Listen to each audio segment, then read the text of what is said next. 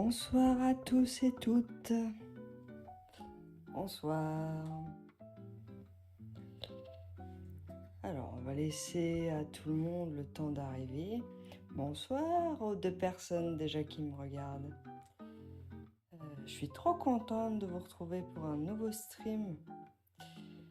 Où vous l'avez vu, on va parler de cinéma ce soir. Bonsoir Sandrine.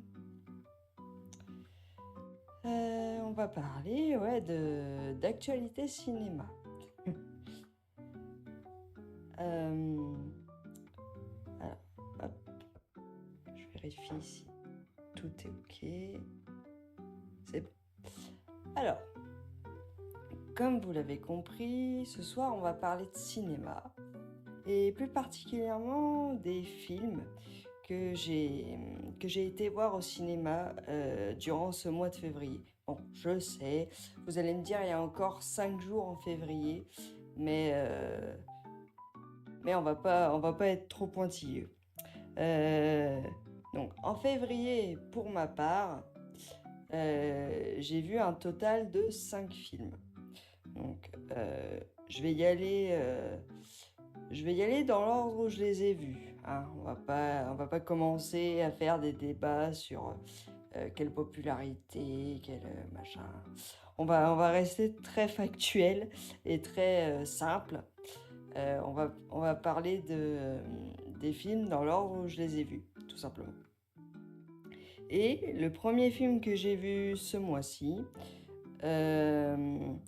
il s'avère que c'est Gourou avec Pierre Ninet.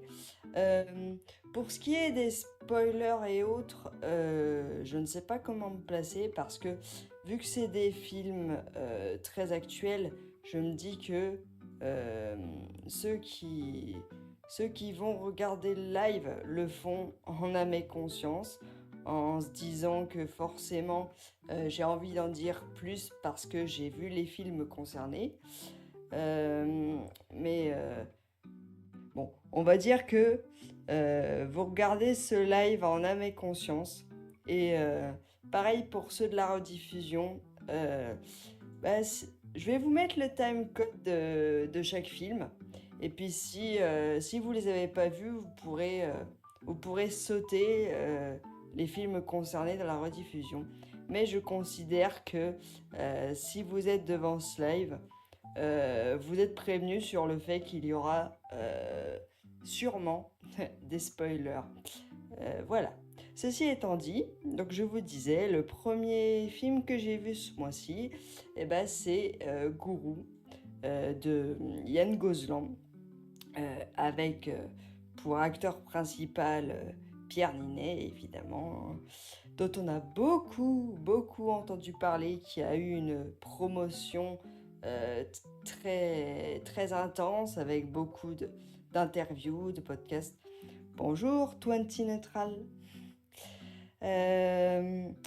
Voilà, donc oui. Donc d'abord, Gourou, qu'est-ce que ça raconte? Si jamais, par le plus grand des hasards, vous êtes passé à côté de ce que ça raconte. En gros, c'est l'histoire de Mathieu Vasseur, qui est le coach de développement personnel le plus célèbre de France et qui rassemble beaucoup de ses, comment on pourrait dire, ses fidèles, ses abonnés, on va dire les abonnés, et qui propage, on va dire, de la positivité et des bonnes ondes. Bonjour à ceux qui viennent d'arriver.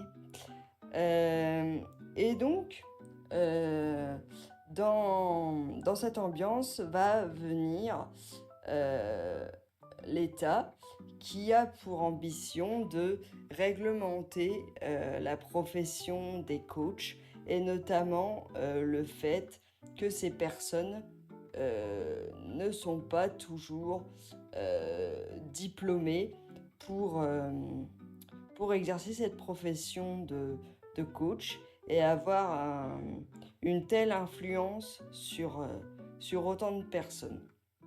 Et justement, le personnage de Mathieu Vasseur, incarné par Pierre Ninet, va voir son monde s'effondrer parce que lui fait partie justement de cette frange de coachs, on va dire, qui se sont faits tout seuls, en gros.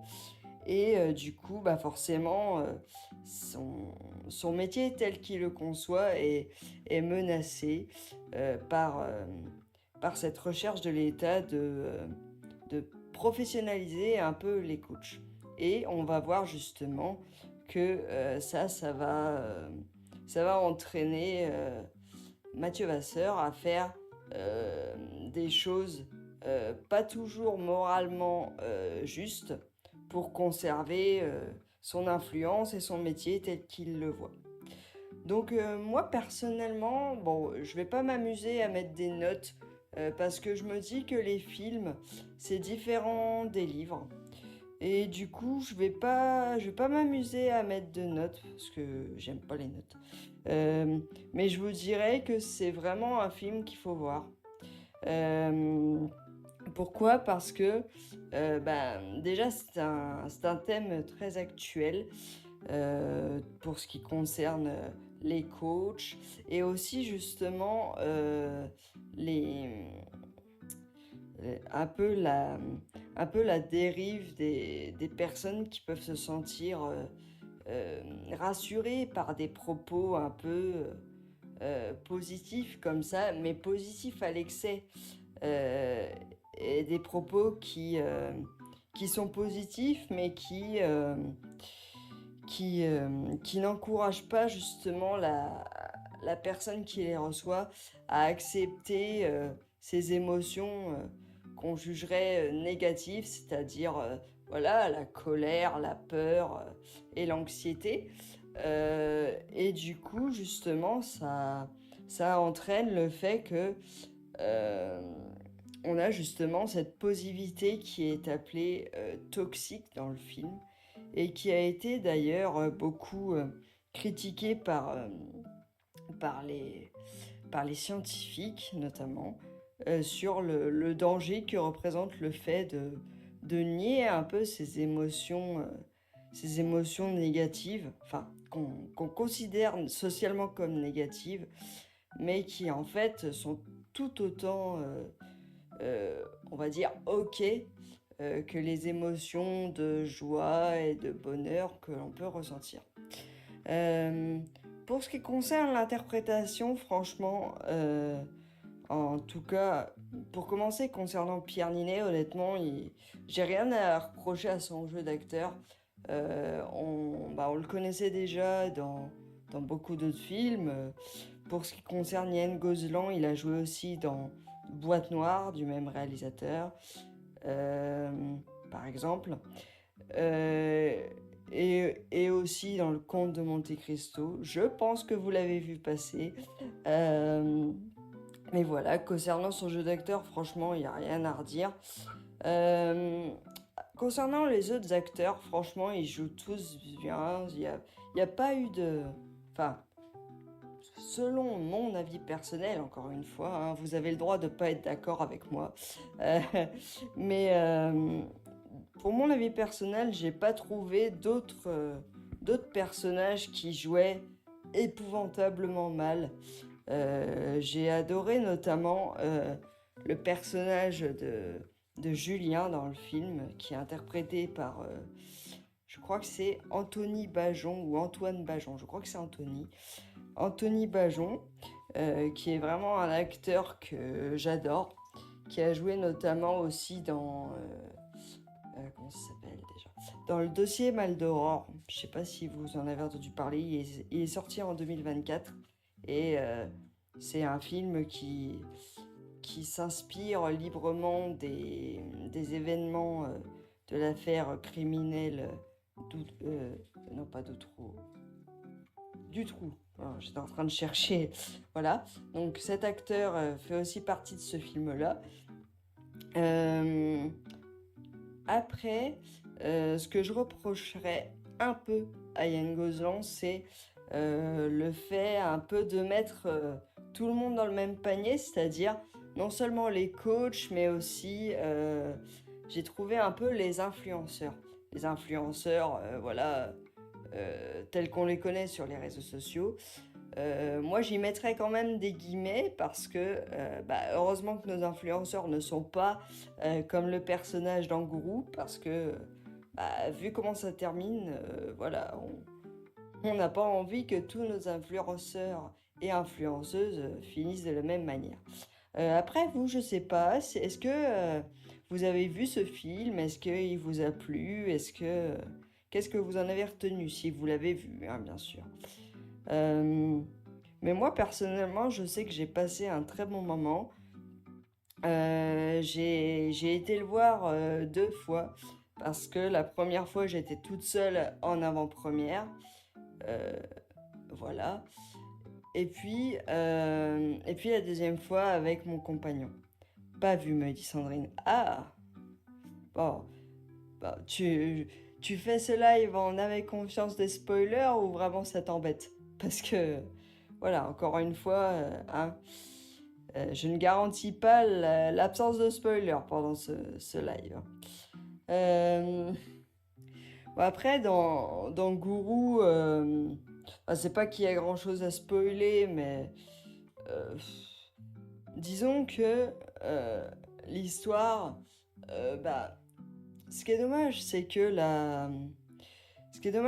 la promotion, elle a tellement été importante que on a pas mal quand même cerné le propos, tout simplement.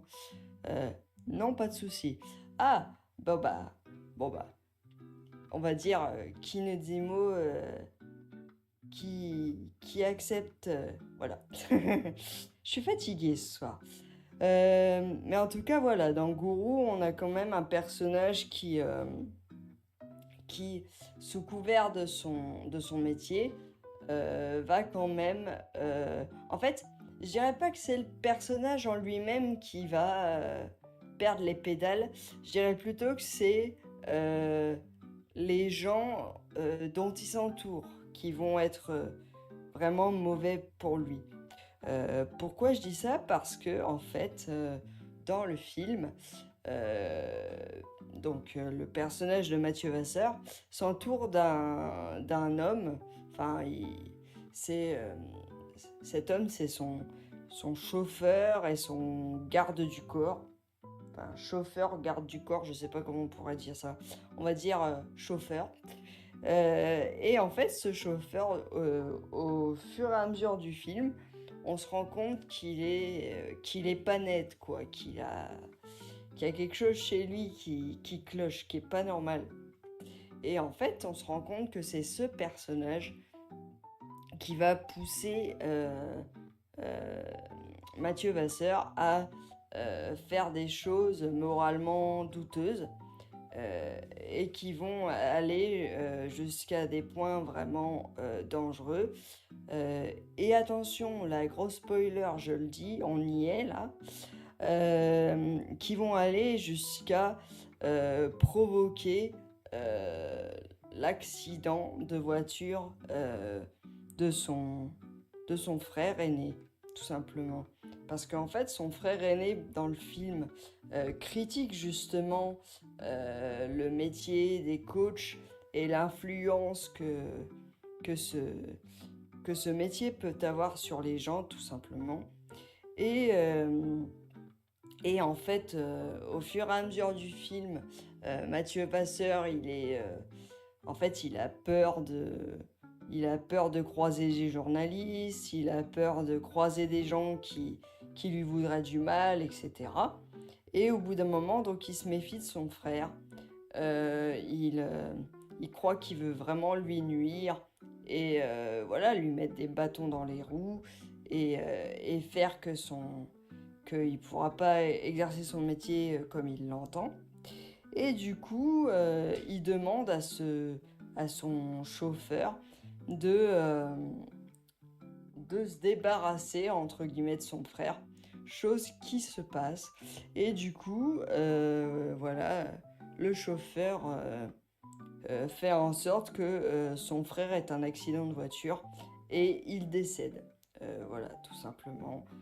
Je sais, ça respire pas la joie de vivre, mais que voulez-vous? Donc voilà, on va dire que c'est vraiment le point culminant du film, c'est vraiment là où le film va le plus loin.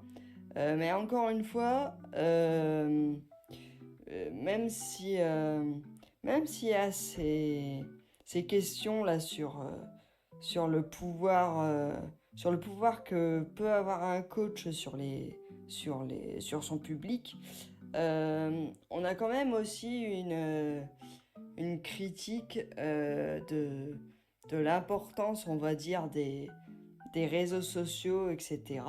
Et d'ailleurs, la date de sortie a fait écho.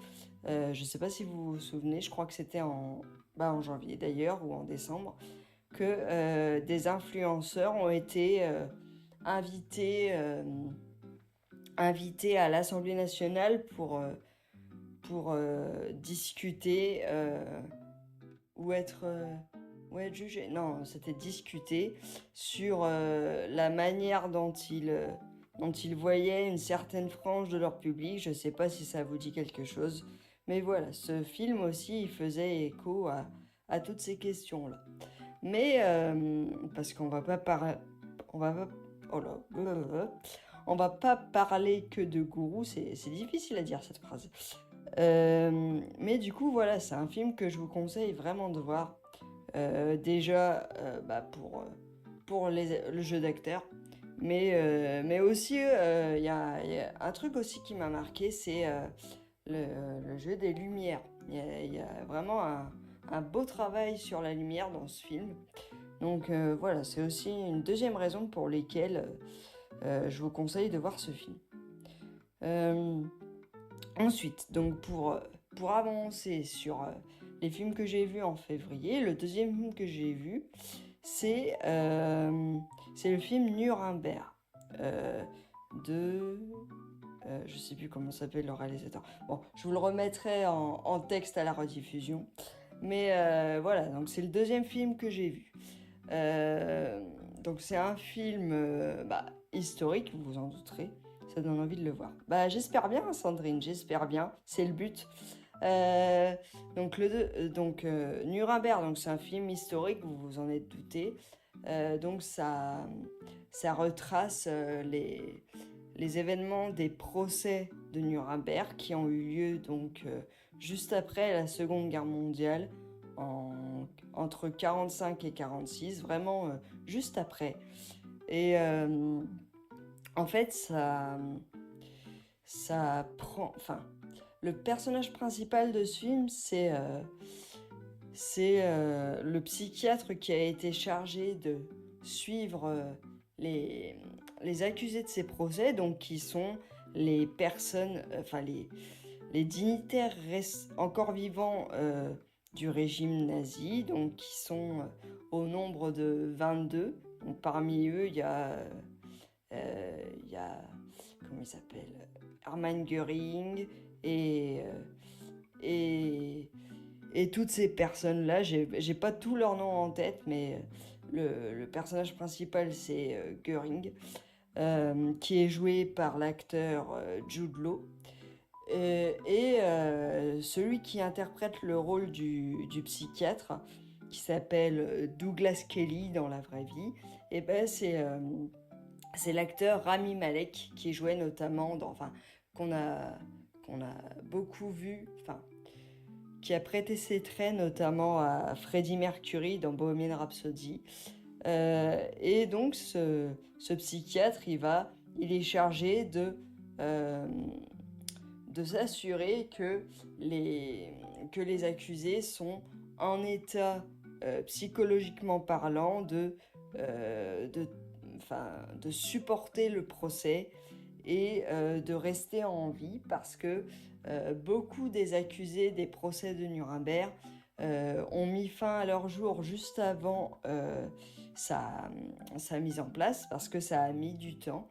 Pourquoi ça a mis du temps? C'est parce que c'était une première mondiale, parce qu'au niveau au niveau de la jurisprudence et du droit international, c'est la première fois qu'on avait face à nous des procès d'une telle ampleur et d'une telle complexité. Donc, il a fallu que tous les gouvernements alliés se mettent d'accord pour essayer de trouver un terrain d'entente. Donc ça a mis plusieurs mois avant que tout le monde se mette d'accord. Et donc ça a fini par avoir lieu. Et donc dans ce film-là, on va se concentrer notamment sur Hermann Göring qui s'est rendu et qui va être jugé. Et du coup, en fait, la question principale de ce film, c'est qu'est-ce qui fait que ces hommes ont été capables de faire, de faire des actes aussi ignobles et aussi barbares que ceux qu'on leur reproche, hein, que ceux d'avoir exterminé des millions de personnes. Est-ce qu'il y a... En fait, la question, c'est est-ce qu'il y a des prédispositions psychologiques au fait de faire de telles choses et justement, c'est la question que se pose Douglas Kelly dans le film. Et c'est pour ça aussi que ça vire un peu à l'obsession chez lui, parce qu'il va s'intéresser non seulement à Göring tel qu'il le croise pendant les entretiens qu'il a avec lui et avec les autres détenus aussi, mais il va aussi s'intéresser à sa vie, à sa vie de famille, à comment il voit les choses, etc. etc. Et justement, le propos du film, c'est de montrer que il n'y a pas de prédisposition, en fait. Et c'est ça qui fait un peu peur, enfin, qui fait même très peur, et qui fait qu'à la fin du film, on n'est pas bien. Enfin, personnellement, j'étais vraiment pas à l'aise à la fin de ce film, parce que on se rend compte que n'importe qui pourrait avoir commis ces choses-là.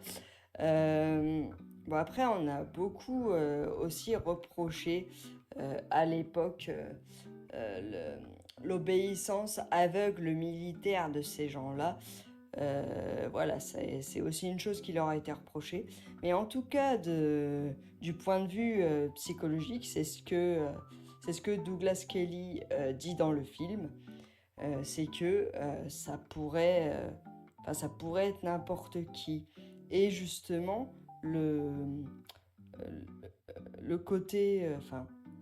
ce qui fait vraiment mal au cœur dans le film, c'est que toute sa vie ensuite, Douglas Kelly a passé son temps, il a été profondément marqué par sa participation au procès de Nuremberg. Et du coup, dans la suite de sa vie, il a écrit un livre sur justement son expérience et ce qu'il en a retiré, avec notamment cette idée du fait que ça aurait pu arriver à n'importe qui. Et du coup, en fait, le problème, c'est que il a passé son temps à faire passer ce message, sauf que quand il l'a dit, eh bien, personne ne l'a cru. En fait, quand il faisait la promotion de son livre et qu'il exposait cette idée, personne ne l'a cru. Tout le monde lui a dit mais non, il y a forcément une explication plausible et psychiatrique au fait de faire de telles atrocités, etc. etc. Encore une fois, c'est un film qui veut respecter au maximum la réalité historique. Par exemple, le décor du film, ça a été une reproduction quasi identique de la salle du procès de Nuremberg. Je vais vous montrer des photos au montage. Du film, je pourrais pas vous en montrer, mais je vais essayer au maximum de vous montrer des photos pour que vous voyez à quel point c'est ressemblant. Mais voilà, donc c'est vraiment un film qui veut être en accord avec la réalité historique, et ça a été aussi le cas d'ailleurs de la fin de certains dignitaires nazis parce que beaucoup se sont suicidés au cyanure juste avant la tenue des procès. Et notamment Hermann Göring dont il est question là, dans le film. En fait, on apprend, dans le film en tout cas, on découvre qu'il a réussi à dissimuler sur lui une capsule de cyanure. Et la veille de son passage devant le jury, au tribunal, quoi, il se suicide. Donc voilà, malheureusement, on n'aura jamais su, on n'aura jamais eu le tenant, les aboutissants de ce que lui pouvait dire concernant ce procès et concernant ses actes. Mais encore une fois, je comprends que certains d'entre vous rechignent à voir ce genre de film parce que c'est quand même assez lourd. Quoique je trouve que dans ce film précisément, ils ont réussi à rester, on va dire, dans les clous historiquement, sans pour autant que ce soit trop lourd. Par exemple, contrairement à d'autres films historiques, qui montrent vraiment des scènes difficiles, celui-là, il reste, franchement, je vais pas dire tout public parce que c'est pas le cas, mais disons que c'est pas gore, c'est pas larmoyant, ou en tout cas c'est pas larmoyant à l'excès, et il ne minimise pas non plus le sujet abordé. Voilà.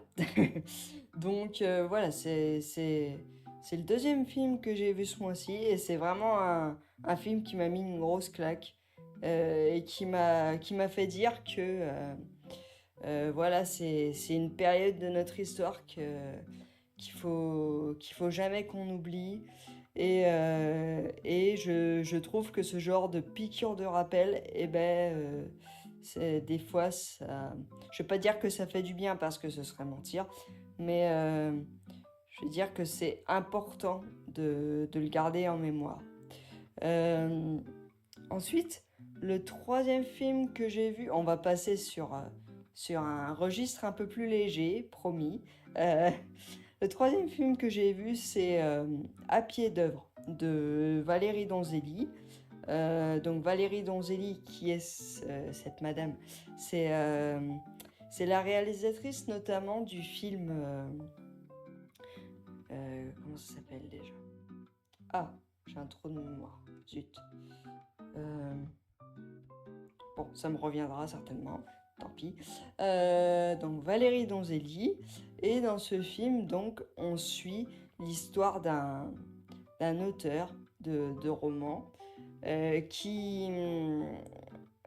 dont les ventes de romans stagnent.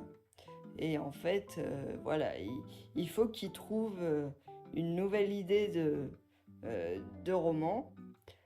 La guerre est déclarée. Merci Sandrine, merci, j'étais en train de chercher le nom. Donc voilà, Valérie Donzelli est aussi connue pour ce film-là. Donc voilà.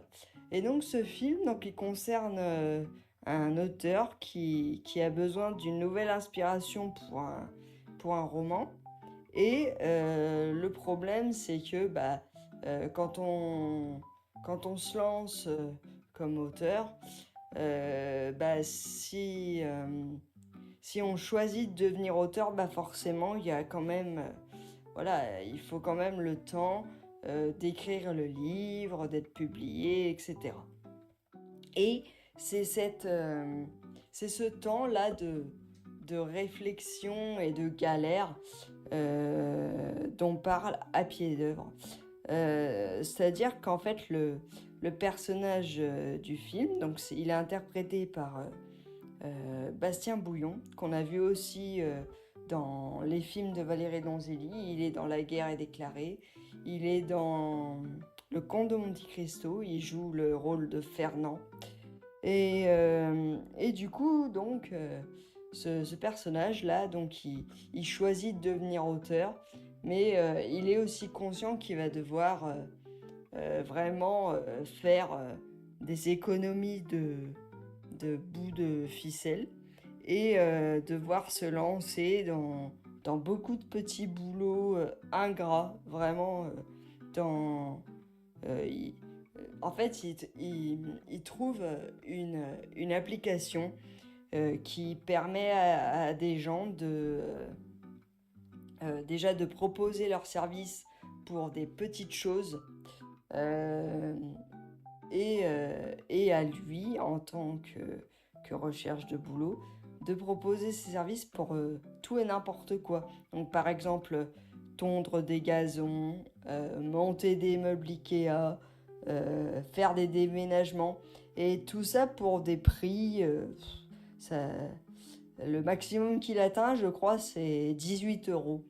Et, et donc vraiment, voilà, c'est vraiment la galère à l'état pur, mais aussi l'importance de s'accrocher à ce qu'on veut et de s'accrocher à ses rêves, malgré le fait que la société, elle n'est pas aidante pour ce genre de profession-là, parce que donc, dans le film, le personnage, donc, il s'accroche vraiment à ce qu'il veut faire, et sa famille n'est pas du tout supportive.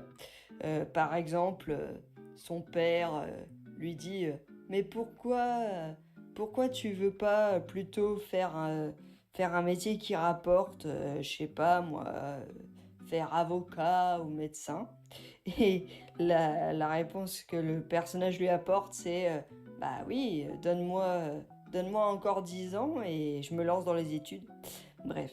Donc voilà, c'est vraiment un film qui, voilà, qui met en lumière ces destins-là qui montrent justement la précarité chez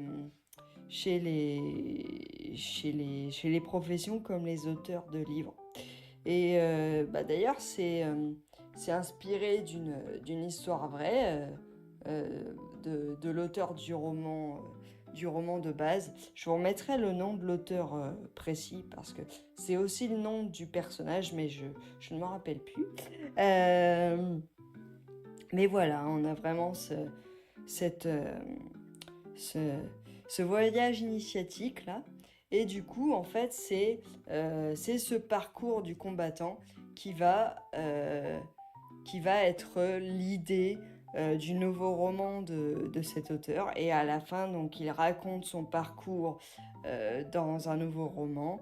Et le succès lui sourit à la fin du film. Donc, c'est un film qui finit bien. Enfin, après Gourou et après, comment...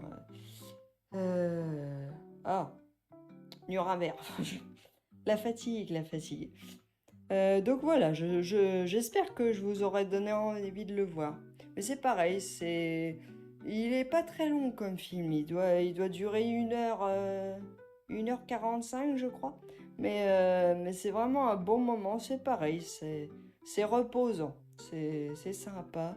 Et puis Valérie Donzelli, elle a le chic pour faire des films voilà, qui explorent de nouvelles choses et de nouvelles façons de montrer les émotions, voilà, dans les angles de caméra, dans la lumière, etc.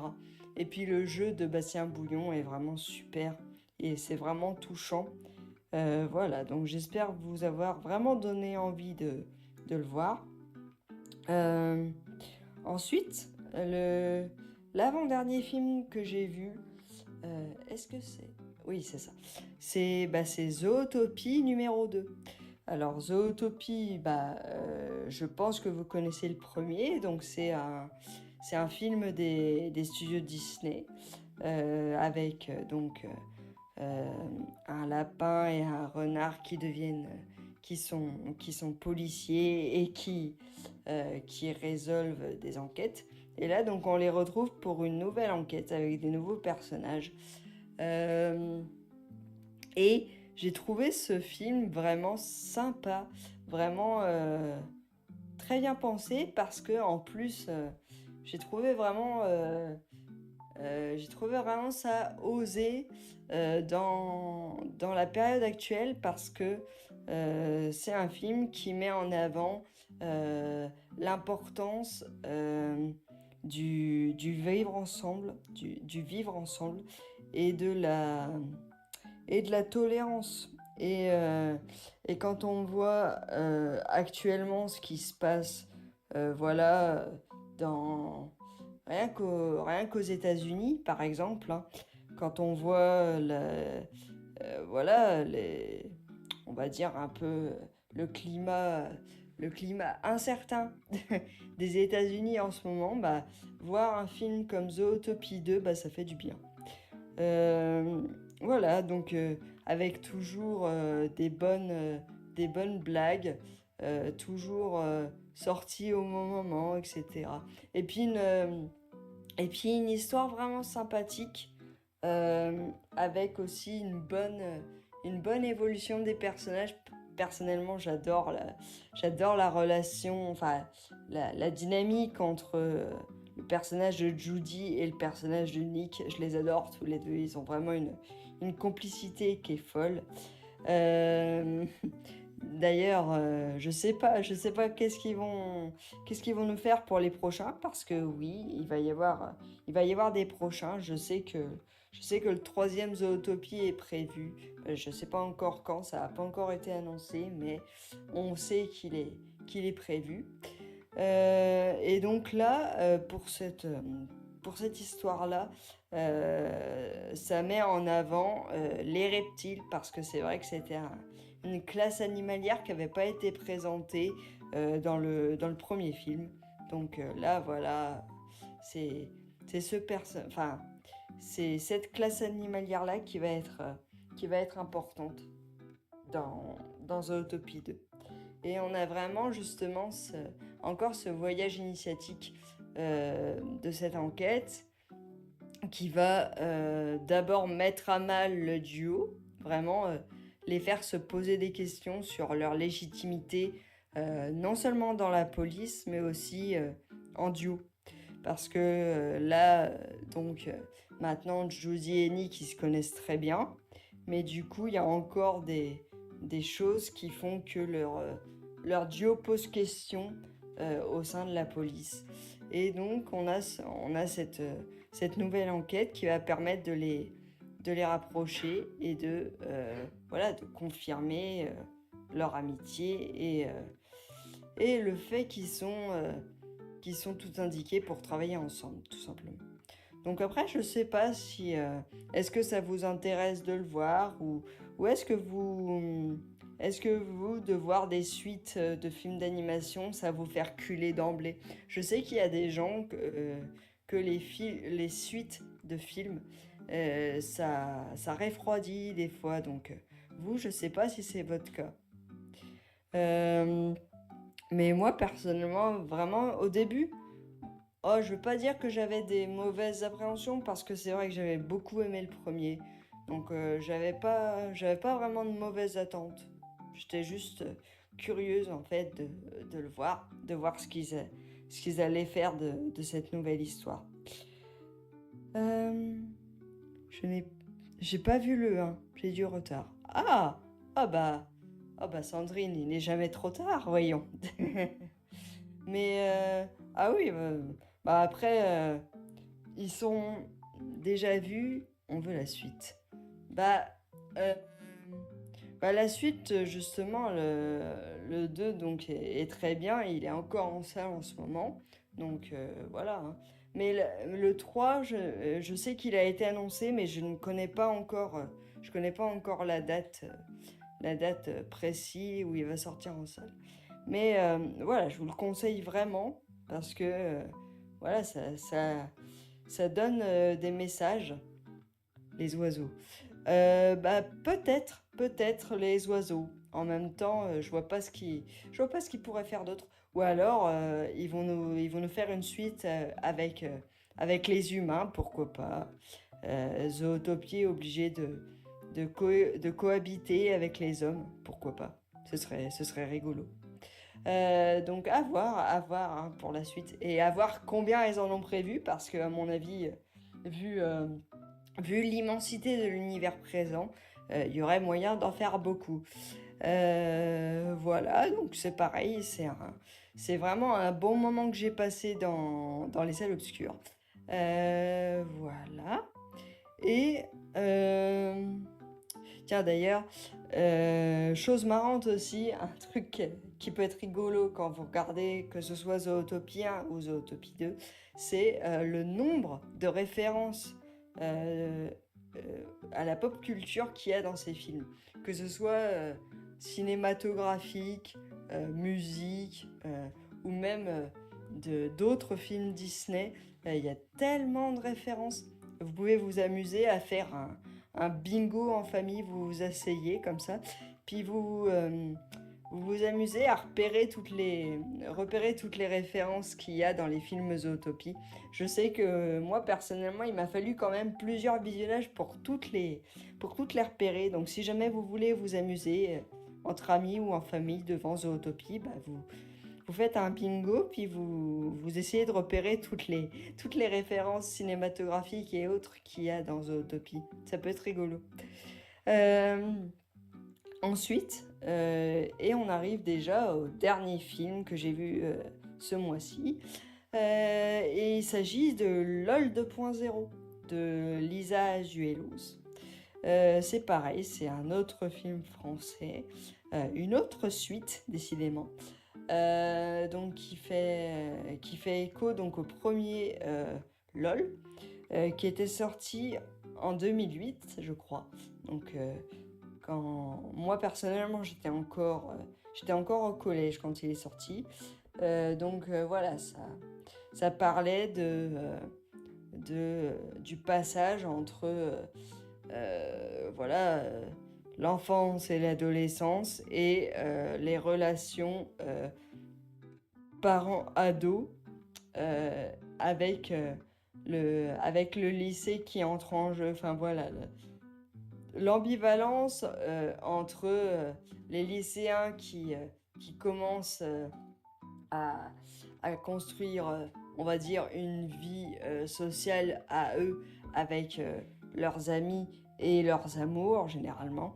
Et voilà, le- les relations avec les parents qui peuvent être parfois compliquées à cet âge-là. Voilà, et donc LOL 2.0, bah, c'est la suite. Pourquoi c'est la suite? Parce que bah, ça reprend les mêmes personnages avec le même casting, mais avec quand même quelques ajouts. Il faut quand même quelques ajouts, sinon ça n'aurait pas d'intérêt. Mais voilà, c'est la suite des aventures de Lola avec... Lola est seulement évoquée, elle n'apparaît pas dans cette suite. Mais le personnage principal, en fait, c'est sa petite sœur qui a bien grandi. Donc ça reprend, c'est la même actrice qui jouait le rôle de la petite sœur de Lola dans le premier film, qui a maintenant 25 ans et qui, euh, qui doit composer avec le fait qu'elle s'est fait larguer comme une vieille chaussette. Et que du coup elle est obligée de reprendre sa vie à zéro et de venir réhabiter chez sa mère, qui est encore jouée par Sophie Marceau comme dans le premier film. Voilà, donc on a cette famille qui est obligée de faire, voilà, de remettre les pendules à l'heure, d'autant que il y a un événement qui va venir un peu bouleverser tout le monde, c'est que la famille va s'agrandir puisque le fils de la famille va devenir papa. Et du coup, ça va aussi questionner, euh, pour Sophie Marceau en tout cas, le passage de maman à grand-mère. Et ça, justement, ça va être un de ces arcs dans le film, c'est que elle va devoir accepter le fait de devenir grand-mère et de devoir évoluer avec ça et de se voir vieillir, hein, tout simplement. Une chose que j'ai bien aimée dans ce film, c'est que ils ont trouvé la bonne balance entre nostalgie du premier film, parce qu'il y a quand même des petits clins d'œil qui, qui font sourire ceux qui ont vu le premier film, et quand même, voilà, nouvelles idées et nouvelles problématiques en accord avec aujourd'hui, avec l'évolution des adolescents, avec, euh, avec notamment la place des réseaux sociaux, euh, de l'intelligence artificielle, et aussi l'idée, enfin, l'une des idées principales, en tout cas d'après ce que j'ai compris, c'est la peur qui traverse beaucoup de jeunes gens aujourd'hui. Et je dis ça parce que je le dis sans détour, je pense que, enfin, j'en fais partie. C'est la peur de passer à côté de ce qu'on vit, dans le sens où en gros, la peur de ne pas faire ce que la société attend de nous au même rythme que les autres. C'est-à-dire, par exemple, on a dans notre entourage, je pense que vous en avez, des gens qui, on va dire, par exemple, à 24 ans, sont devenus chefs d'entreprise ou ont eu des enfants. Et, euh, par exemple, d'autres personnes vont avoir la même trajectoire de vie, mais avec quelques années en plus. D'autres personnes peur de passer à côté de sa vie. Exactement, 20 Neutral, exactement. Bah, exactement, c'est ça. En fait, c'est ça le gros propos du film, c'est justement ne pas avoir peur de passer à côté de sa vie parce que, voilà, à force de se poser ces questions-là, en fait, c'est en se posant la question qu'on passe à côté. Parce que quand on se pose la question, justement, on met la vie en pause et du coup, c'est comme ça qu'on passe à côté. Pareil, il y a beaucoup de nouveaux personnages qui sont élégamment amenés et qui posent qui posent de nouvelles problématiques par rapport à ce film. Par exemple, on a un je crois que c'est, je vais pas dire, ah, je vais dire handicapé parce que j'aime pas, je sais pas quel handicap c'est précisément, mais euh, mais on a aussi justement la place du handicap dans une société comme la nôtre. Et je trouve ça pas mal justement que ce soit quand même mis sur le devant de la scène parce que euh, c'est euh, c'est une partie de la population qui est malheureusement trop oubliée aujourd'hui, je trouve. Voilà, donc c'est vraiment un film que je vous conseille. C'est encore une suite, mais vraiment, je trouve que elle a été vraiment bien imaginée avec vraiment pas. Au début, j'avais peur que ce soit un peu moralisateur dans le sens, vous savez, le truc du c'était mieux avant et blablabla et blablabla. Mais ils ont réussi à pas tomber dans ce piège-là, justement, de dire ah, les jeunes aujourd'hui, et puis et tout ça, et puis Internet, et blablabla. Ils ont réussi justement à éviter tous les pièges faciles, et ça fait que du coup, on se retrouve face à un film qui est vraiment agréable à voir.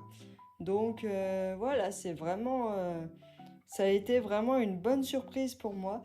Et d'ailleurs, j'ai réussi à y emmener mon compagnon qui était, enfin, pas réfractaire, mais disons que c'était pas, au début, c'était pas le film qu'il aurait été voir de son propre chef. Mais quand on est sorti de la salle, il a été vraiment enchanté par ce film en disant que voilà, il a été agréablement surpris et, euh, et il s'attendait pas à être ému par ce film. Donc voilà, c'est vraiment un film pareil que je vous conseille si vous avez l'occasion de le voir. Euh, Bien sûr, il y a d'autres films que j'ai envie de voir qui sont encore en salle, qui sont en salle en ce moment, mais que je n'aurai pas le temps de voir, en tout cas pas en février. Je sais pas, enfin, je pense que vous en avez entendu parler. Il y a un film qui s'appelle Couture, qui est sorti il y a pas longtemps. Ça a l'air de parler de l'industrie de la mode et de tous les problèmes que ça suppose sur la dictature de la minceur, etc., etc. Et aussi de l'âge des mannequins. Ça a l'air de vraiment poser ces questions sur qu'on se posait d'ailleurs il y a quelques années sur voilà les problèmes que peut poser cette industrie de la mode et voilà et des modèles. Donc c'est un film que j'ai envie de voir, pareil. Et vous, parmi ce qu'il y a en salle en ce moment, quel film vous donne le plus envie de voir? Dites-moi un peu. Est-ce que j'ai réussi déjà à vous donner envie de voir ces 5 films-là? Et puis les films qui arrivent un petit peu. Jumpers. Ah oui, je crois que c'est le film. Je crois que c'est un DreamWorks, c'est ça, ou un Pixar. En tout cas, c'est de l'animation. Mais ça a l'air d'être un peu comme Avatar, enfin dans l'idée. Pixar, voilà, c'est ça. Je sais que chez Pixar aussi, il y a un Toy Story qui va arriver bientôt, qui fait pas mal de bruit d'ailleurs, euh, où le méchant, il semblerait que ce soit une tablette et que les jouets vont devoir se battre contre elle pour rester à la page.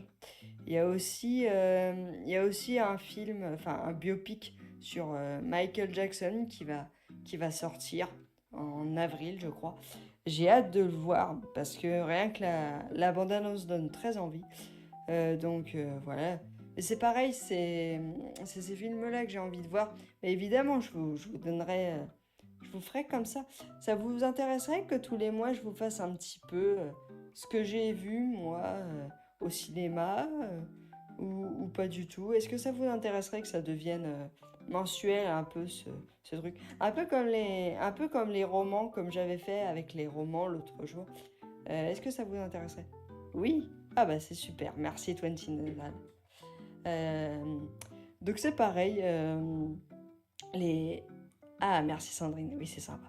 Bah je me dis, sachant que moi je fais quand même partie, on va dire, de gens qui ont la chance d'avoir le temps d'aller au cinéma assez régulièrement. Donc, je me dis que si ça peut vous donner envie de voir des films que vous auriez pas nécessairement l'envie de voir comme ça au premier abord, je me dis que ça peut vous donner des idées. Donc voilà. Après, donc, à part ces quelques films-là, qu'est-ce que j'ai vu aussi d'intéressant? Il y avait... enfin, il y avait... Il a pas disparu. Euh, il y a un nouveau film Mario qui va sortir aussi. Je crois que c'est au mois de mai, il me semble. Dans la même veine que Super Mario Bros. Le film. Il était déjà très sympa. Euh, Au début, j'avais eu des craintes, mais honnêtement, j'ai passé un super moment devant. Donc c'est pareil, ils vont sortir la suite dans quelques mois. Et puis, un film que j'attends, mais que j'attends avec tellement d'impatience, c'est l'Odyssée qui va sortir de Christopher Nolan au mois de juillet. Donc adapté depuis Homer et qui va abriter un casting à mon avis, enfin qui a l'air 3 étoiles. Donc vraiment, j'ai vraiment vraiment hâte de voir ce film. Je me dis avec un avec une source pareille et les moyens d'aujourd'hui, il y a vraiment le moyen de faire un super bon film. Donc j'espère que ce sera à la hauteur des attentes. Bah, si c'est pas le cas, vous le saurez très vite parce que je serai très déçue. Mais voilà, je me dis que cette année 2026 va être riche en émotions cinématographiques, on va dire. Euh, Bah après, moi de mon côté, c'est vrai que j'essaye quand même d'aller au cinéma assez souvent parce que je me dis que c'est quand même... Enfin, le cinéma, je dirais que c'est quand même une ambiance bien particulière. Même si les plateformes ont quand même leur avantage. Mais je me dis quand même qu'il faut pas tourner le dos au cinéma parce que c'est quand même une ambiance particulière qui fait du bien parfois. Moi, ce que j'adore, c'est quand je vais voir un film et que je suis presque toute seule dans la salle. J'ai l'impression d'avoir la salle pour moi tout seul. Euh, Après, ce que j'aime pas, c'est les films qui restent en VO sous-titré. Personnellement, j'ai un amour, je vais dire inconditionnel pour les versions françaises et les doublages. Parce que c'est vraiment des comédiens qui sont super. Et, euh, et je trouve ça dommage quand il y a des films qui sortent au cinéma et qui ne sont que en version originale sous-titrée. Parce que je sais pas ce que vous en pensez, mais je comprends pas pourquoi il y a des films qui choisissent de ne pas faire doubler leur dialogue en français. Parce que, en fait, j'ai toujours l'impression que les films qui restent en VO sous-titré, c'est des films qui se la pètent un peu. Je sais pas. J'ai vraiment cette image du réalisateur qui dit oh non, mon film, il est trop précieux pour être traduit. Vous avez cru quoi? Bref, c'est les petits films que je me fais dans ma tête. Mais voilà, c'est vraiment quelque chose que moi perso, je suis pas fan des films, on va dire VOST. Bonjour! Je dis bonjour parce qu'il y a une nouvelle personne qui vient de nous rejoindre. Euh, donc voilà. Oh, dis donc, 20h57, dis donc, j'ai parlé beaucoup. Bah, en tout cas, j'espère vous avoir donné envie de voir ces différents films. Bah, n'hésitez pas à aller voir parce qu'ils sont encore tous en salle. Donc vraiment, dès que vous aurez un moment, une après-midi voilà, de libre, bah, n'hésitez pas à aller dans les salles. Et puis revenez vers moi. Je suis curieuse de savoir ce que vous aurez pensé de ces films. Euh, En tout cas, voilà, coucou, Valou62. Euh, Bah, en tout cas, pour les prochains lives, je ne sais pas encore sur quoi portera le prochain. Bah si, je le sais, je suis bête. Parce que la dernière fois, quand je vous ai fait choisir entre les films et les livres, je vous ai dit que celui qui ne serait pas sélectionné ce soir serait celui de la semaine prochaine. La semaine prochaine, on parlera des livres que j'ai lus en février. Donc, il y en a quelques-uns. Je crois qu'on arrive à 9 livres ou 8, je crois. Donc il y aura 8 romans au total. Enfin, romans. Il n'y a pas que des romans. Mais il y aura 8 livres au total. Donc, bah écoutez, on arrive à la fin de ce live. J'espère vous avoir diverti et donné envie de voir ces différents films. Voilà. Et ben écoutez, il me reste qu'à vous souhaiter une bonne fin de soirée. Et puis à vous dire à la semaine prochaine pour un nouveau live. Et, euh, et bisous aussi à ceux qui vont regarder la rediffusion plus tard. Allez, passez une bonne soirée. Ciao!